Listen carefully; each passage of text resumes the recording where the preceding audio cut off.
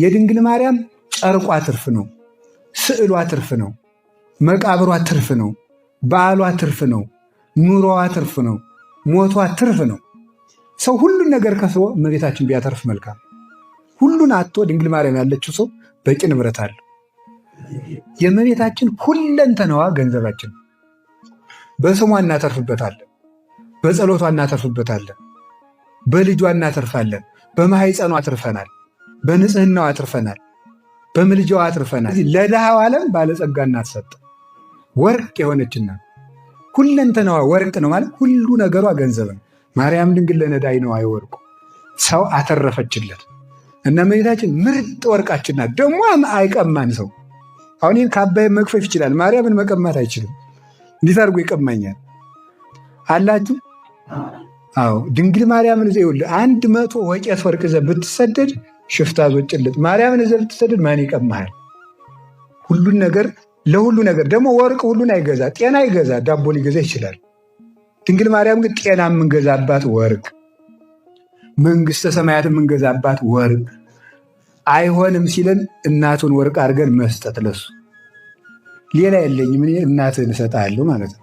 የሚያስደንቀኝ ደግሞ ምንድን ነው? እናታችን እኮ ናት። ደግሞ ይህ እኮ አስደናቂ ነገር ነው። እናንተ ግን አይገባችሁም እንዴ? እናታችን እኮ ናት እመቤታችን። እናታችን ናት ማለት ምን ማለት ይመስላችኋል? እናታችን ናት ማለት ምን ማለት ይመስላል? ልጅ የፈለገውን ነገር ማን ነው የሚጠይቅ? እና ክርስቶስ እናት ትሁናችሁ ያለ ዓርብ ምን ማለት መስላችሁ? አይገቡ ይችላል።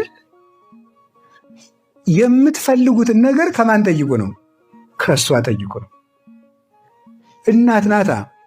የለም እንዴ ክርስቶስ ነው እንዴ? እስቲ ቆይ አሁን እኔ አሁን ልጅ ሳለሁ እኔ እግዚአብሔር የሚባል ነገር አላውቅም። ሕፃኑኝ ማለት ነው። እኔ እናቴን ነው ጡት አጥቢኝ የምል። አሁን እግዚአብሔር እንግዲህ ይቀየም እንዴ? እኔ ተቀምጬ እናት ክልል እንደው ጡት አምጪ ብትል ሌላይ ነው። ማማ ጭብጦ ስጭኝ እንዴ? እኔ ነኝ ጭብጦ የምሰጥ። ማማን አትበል። ማማ ቆለቁ ይልኝ እንደዚህ አትበል አንተ እኔ የምሰጥ ይላል እግዚአብሔር። አሁን እመቤታችን ጤና ስጭኝ እንዴ? እንደዚህ አትበል። እናቴ ናታ። እናት ትሁነ ካለኝ እናቴን የመጠየቅ መብት አለኝ። እናቴ ናታ። ስለዚህ ድንግል ማርያም አማላጅ ናት ምናምን የሚለው ይቅርና እናቴ ናት ስል ይበቃኛል። እናት ካለ ከዚህ ወለ እናት ከፈል የፈለጉትን ከዚያ ደግሞ በጣም የሚያስደን እናት አይደለች እንዴ? እስከማድግ ደግሞ ትታገሰኛለች፣ ታሳድገናለች። እናት እንዲያ ናት። የእናትን ጠባይ የሚያውቀው እናት የሆነ ብቻ ነው። የልጅ ክፉ የለም አይደል እንዴ? አለ የለም። ለድንግል ማርያም ሃይማኖት እንዳለው እስካለው ድረስ ክፉ ልጅ የላትም። ሁሉንም ተወዳለች። እንደምትወዳችሁ እርግጠኛ ሆኑ። የድሃው ገንዘቡ መሬታችን። እኔ እንዲሁ ስረዳው ነው መጽሐፍ አላገኘሁትም ሲመስለኝ ሐዋርያትን ስቅ አትያዙ ያላቸው እናቱን ስለሰጣቸው ነው መሰል። እሷን ወርቅ አድርጉ ብሎ ነው። በእሷ ስም ለምነው ይበላሉ፣ ለምነው ይከብራሉ፣ ማልደው ይከብራሉ። እንዲህ አይተናል እኮ ቅዱስ ጳውሎስ ርቦት ዋሻ ውስጥ ቁጭ አለ።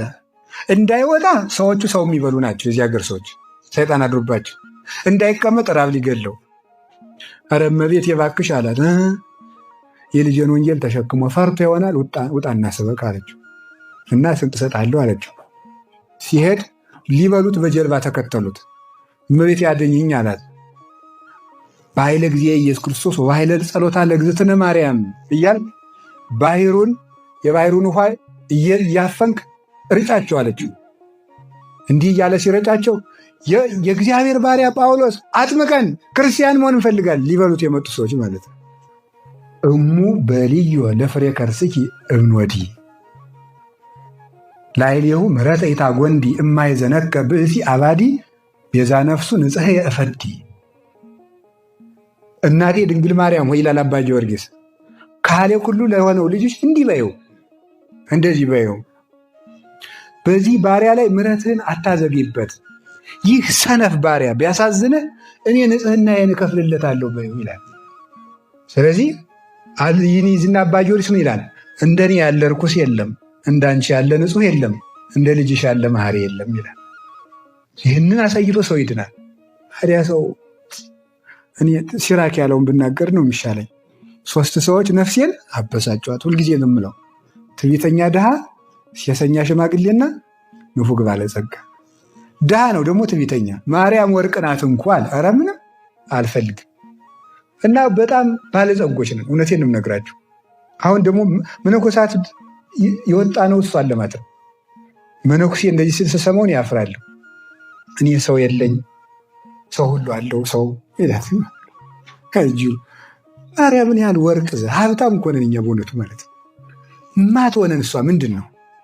እና ደግሞ ወርቅ ስለሆነች ሞት የድንግል ማርያምን ስጋ መያዝ አልችልም። መቃብር እንዴት አድርጎ የያዘው ያን ስጋ? የተነሳችው እኮ ለዚህ ነው።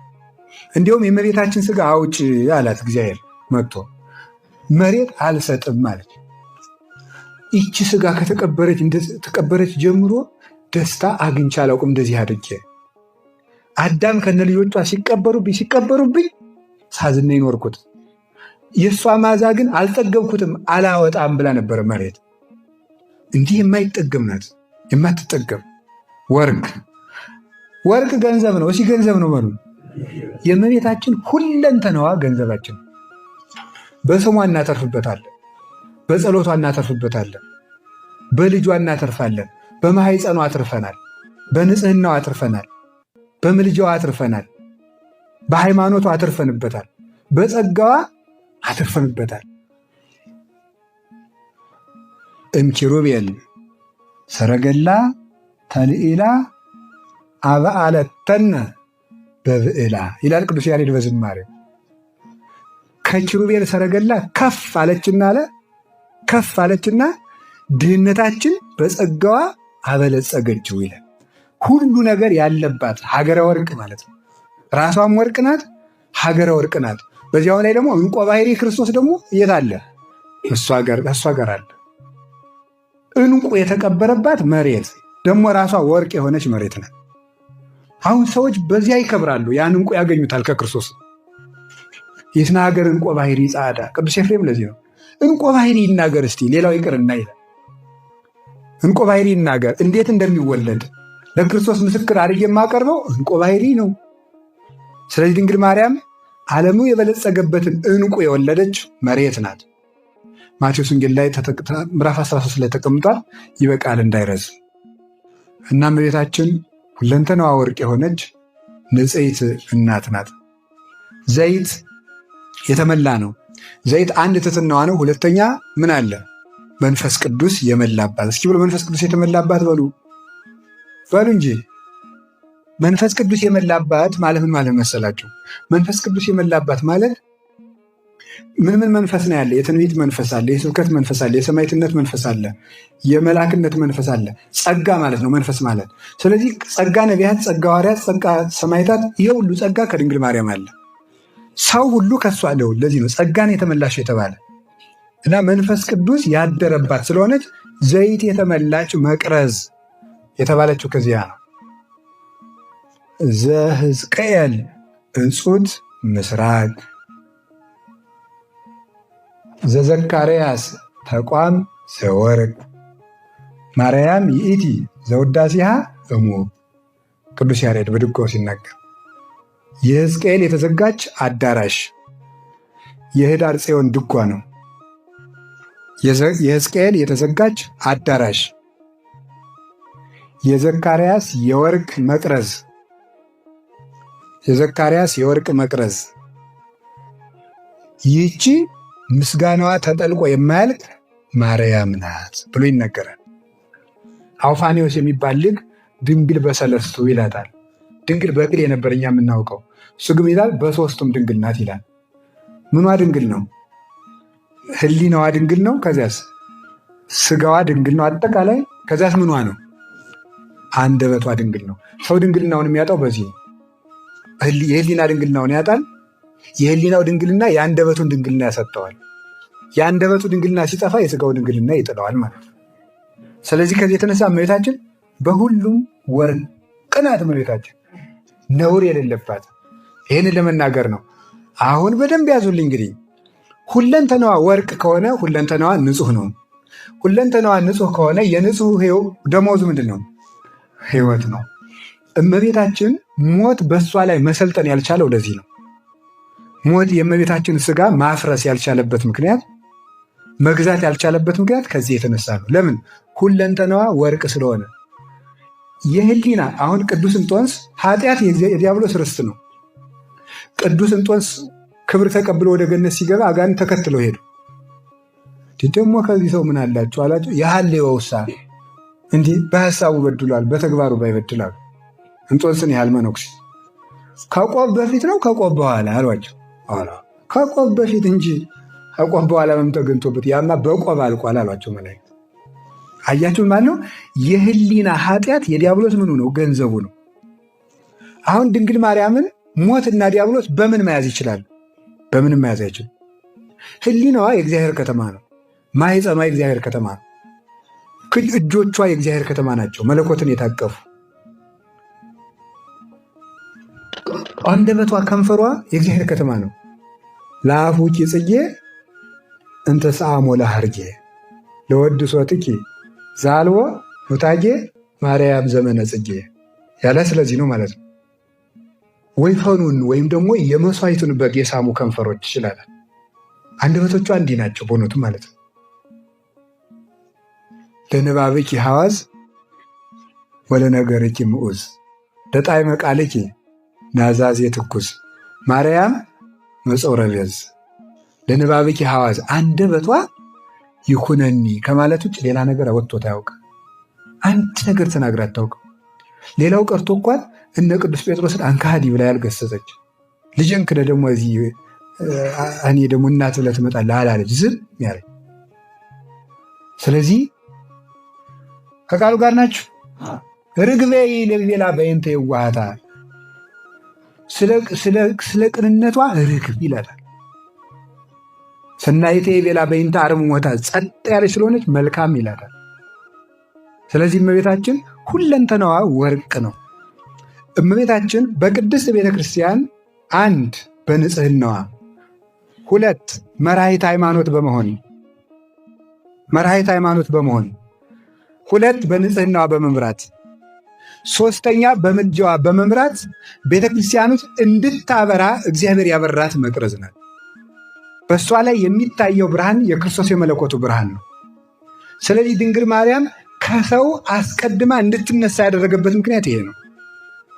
ሰዎች ደጅ ላይ እያሉ ወደ ቤት ከመግባታቸው በፊት መቅረዙን እንደምናበራው ሁሉ እንደዚሁም ሁሉ እኛ ወደ ትንሣኤ ዘጉባኤ ከመግባታችን አስቀድሞ እናቱን አስቀድሞ አስነሳት። ይህንን ነው ተንሥእ እግዚኦ ውስተ ዕረፍትከ አንተ ወታቦተ መቅደስከ፣ አቤቱ አንተም ተነስ መቅደስህ የምትሆን እናትህም ትነሳ ብሎ የተናገረ። ከሱ ቀጥላ እሷ ትነሳለች፣ ከእሷ ቀጥለኛ እንከተላለን። ድንግል ማርያም ለምንድን ነው ከሰው ተለይታ ከሐዋርያት ተለይታ ከነቢያት ተለይታ ክርስቶስ ከመምጣቱ አስቀድሞ ተነሳች ብላ ቤተክርስቲያን የምታስተምረው ቢባል ለቤተ ክርስቲያን መቅረዝ ሁና ማብራት ስላለባት ነው። የክርስቶስ ብርሃን የሚገለጠው በእናቱ አማካኝነት ነው። ምክንያቱም ፈቂዶ ይፈውስ ትዝምደሰብ ተገምረ በማኅፀነ ድንግል ተሃቢዮ ለኩሉ ኃይል እለ በሰማያት ማኅደር። ሰው ላድን ባለ ጊዜ ምንድን አደረገ? ጥያቄና መልስ እዚያው ያለ ነው። ትርጓሜ አልባ ዝም ብሎ ዘሩ ይበቃናል። ሰው ላድን ብሎ ምን አደረገ? ተገምረ በማኅፀነ ድንግል ተሃቢዮ ለኩሉ ኃይል እለ በሰማያት ማኅደር። በልልና ካሉ መላእክት ተሰውሮ በድንግል ማርያም ማኅፀን አደረ። ወለለ የተቃወመ ኃይል በየአእምሮ ሰወሮሙ፣ አጋንንትም ባለማወቅ ሰወራቸው። ወለለ ይቀውማ ሲል ነው። በቅዳሴ ጸንተው የሚኖሩ መላእክትንም ባለማወቅ ሰወራቸው። ቅዱሳን መላእክት እንኳን ሳያውቁ የእግዚአብሔር ብርሃን ሰውን ላድን ብሎ በድንግል ማርያም ማኅፀን ከመላእክት ተሰውሮ መጣ። ያ ብርሃን ምን አደረገ? ሕዝብ ዘይነብር ውስተ ጽልመት ወጽላሎተ ሞት ብርሃነ አብይ ሰረቀ ላዕሌሆሙ። ያ ብርሃን ከዚች ድንግል ወጣ። ያንን ፀሐይ ሞቁት፣ በብርሃኑ ተመላለሱበት። አይሁድ በግላ ኦሪት በቁራ ኃጢአት እንደተያዙ ቀሩ። ሰዎች ግን በብርሃኑ ሄዱበት፣ ሙቀተ ጸጋውንም ደግሞ ተማወቁበት። ይሄ ነው። ስለዚህ ድንግል ማርያምን ሁልጊዜ መብራት በመቅረዙ ላይ ወደ ሰዎች ዓይን እንዲደርሰው የዓለም ሁሉ ብርሃን የሚሆን ፀሐየ ጽድቅ ኢየሱስ ክርስቶስ በድንግል ማርያም መቅረዝነት ለዓለም ሁሉ ብርሃነ መለኮቱን ገለጠ። ይቺ መቅረዝ መጥፋት የለባትም፣ ሁልጊዜ ማብራት አለባት። ለምን? እንዳትጠፋ። ነፋስ የሚያጠፋት መቅረዝ አይደለችም። ነፋስ ደግሞ ሞትና ኃጢአት ነው። ስለዚህ በመንፈስ ቅዱስ የምትጋረድ ናት። ለሰው ሁሉ እንድታበራ ድንግል ማርያምን ቀድሞ ያስነሳት ስለዚህ ነው እና እመቤታችን ለቤተ ክርስቲያን የብርሃን ምንጭ ናት። ብርሃኑ ክርስቶስ ነው፣ እሷ መቅረዝ ናት። ብርሃኗ በቤት ውስጥ ከፍ ካለ ቦታ ላይ ትቀምጣለች። ቤተ ክርስቲያን ውስጥ ቅድስት ድንግል ማርያም መቅረዝ ናትና ከፍ ያለ ቦታ አላት። መልዕልተ ፍጡራን መትሕተ ፈጣሪ የምትባለው ለዚህ ነው። ከኪሩቤል ከሱራፌል ይልቅ ትበልጣለች። አባቶች፣ ነቢያት፣ ሐዋርያት፣ መላእክት ሁሉ ይገዙላታል። ስለዚህ ከዚህ የተነሳ ኩለንተሃ ወርቅ።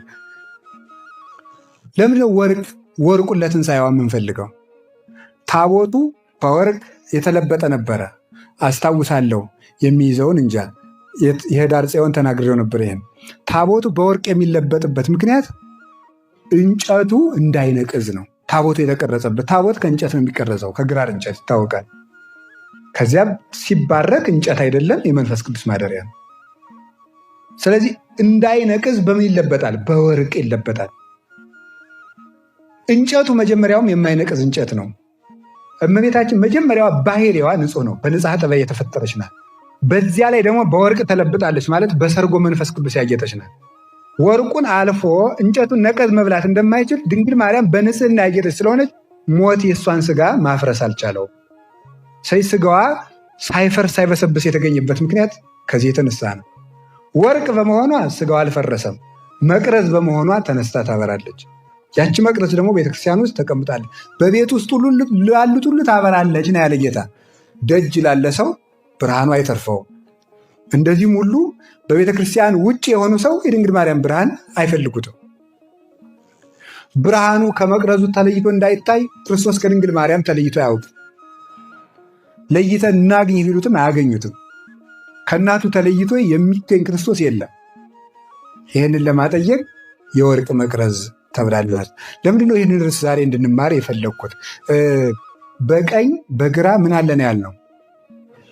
አቤት የወይራ ዛፎች አሉ። እነዚህ ምንድን ናቸው ነው የሚለው? ልደት ቀዳማዊና ልደት ዳህራዊ ናቸው ይላል።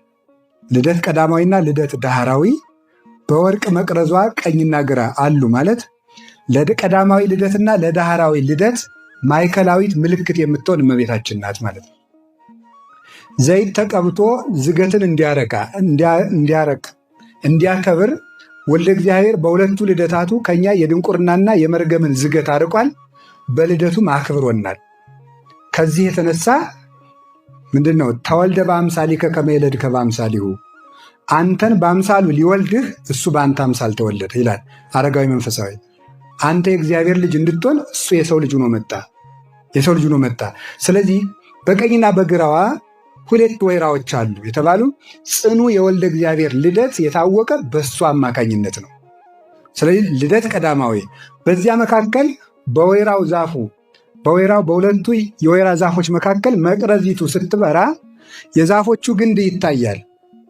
ድንግል ማርያም እውነተኛ መቅረዝ ሆና በማብራቷ ምክንያት የክርስቶስን ቀዳማዊ ልደቱንም ዳህራዊ ልደቱንም የምንረዳባት የሃይማኖት ምልክት ናት ማለት ነው። ድንግል ማርያም የሃይማኖታችን ምልክት ናት። ትምህርት አሚን ናት። መሰረተ ሃይማኖት ወድድ አሚን፣ የሃይማኖት መሰረት የእምነት ግድግዳ ማለት እመቤታችን ናት።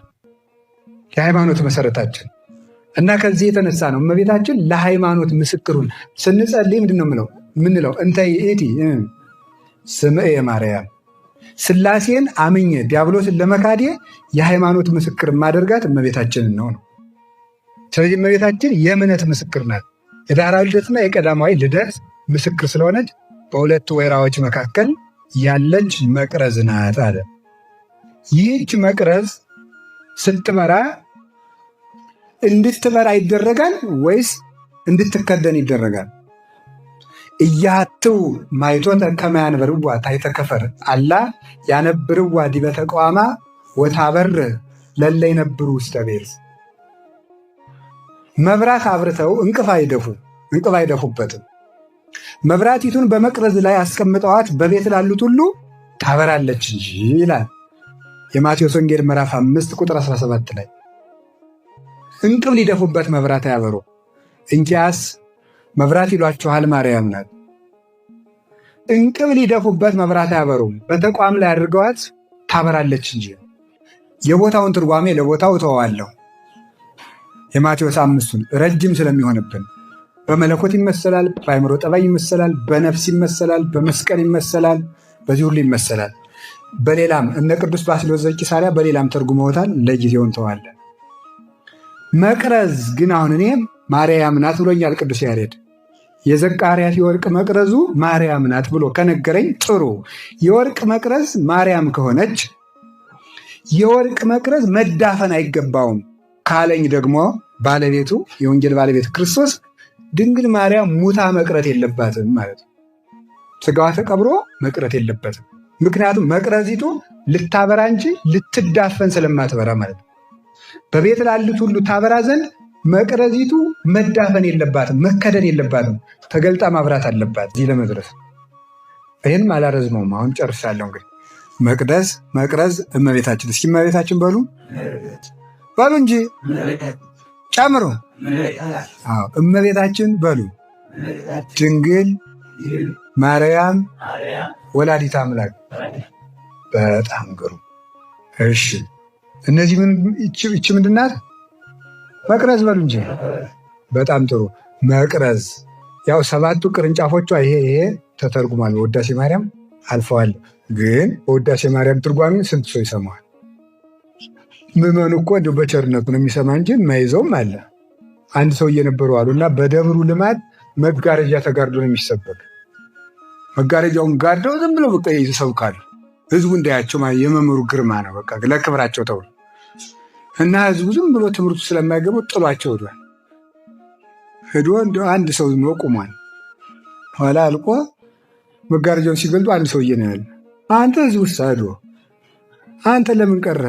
እና የሰማህ ለምንድን ነው? ስለት እንዳለበው ብለን እንጂ ትምህርቱ ገብቶኝ ሳይሆን ስለታቸው እንዲሁ ሲናገሩ አብሬ ላጨብጭብ ነው ብሎ ተናገራቸው ይባላል። እንደሆነ አንዳንድ ጊዜ ዝም ብሎ የሚሰማ ሰው አለ። አዳኛ የጣመው ትምህርቱ ይመስልናል። ዝም ብሎ እግዚአብሔርን አክብሮ መቼ ነው የሚጨርስ ይዘው እያለ ይቀመጣል። ተመስገኑ። ተቀመጡ፣ ብቻ ተቀመጡ እንጂ ችግር የለም። እና አሁን ለማንኛውም መቅረዝ እመቤታችን 7 ፍጹም እንደሆነ እመቤታችን ፍጹም ክብር ያላት ናት። የፈትሉ መቀመጫ እንደተተጎመልን ከውዳሴ ማርያም እንዳለው ማኅፀኗ ነው። ፈትል የተባለ የጌታችን ኢየሱስ ክርስቶስ ስጋው ነው። እሳት የተባለ መለኮቱ ነው። ዘይት የተባለ መንፈስ ቅዱስ ነው። በመንፈስ ቅዱስ ረቂቅ ግብር አካላዊ ቃል ከድንግል ማርያም ሰው ስለሆነ ማለት ነው። አሁንን የግል ልናገር የፈለግኩት ካለ ነው። ይሄንን ያዙልኝ። እንግዲህ መቅረዝ ማናት? እሺ ሁለንተናዋ ምንድን ነው? በሉ እንጂ ወርቅ ነው። ሁለንተናዋ ወርቅ ነው ማለት ሁለት ነገር ነው። አንድ ሁለንተናዋ ንጹህ ነው። እስኪ በሉ ንገሩኝ እንጂ። ጥያቄ የኃጢአት ደመወዝ ሞት ነው። በሉ የኃጢአት ደመወዝ ምንድን ነው? በጣም ጥሩ። የንጽህና ደመወዝ ምንድን ነው? ሕይወት። በሉ ሞት የምን ደመወዝ ነው? እሺ ሕይወት የምን ደመወዝ ነው? የንጽህና። እመቤታችን ሁለንተናዋ ምንድን ነው? ሁለንተናዋ ማለት ነው ህሊናዋ፣ አንደበቷና ስጋዋ። ይሄ ወርቅ ነው።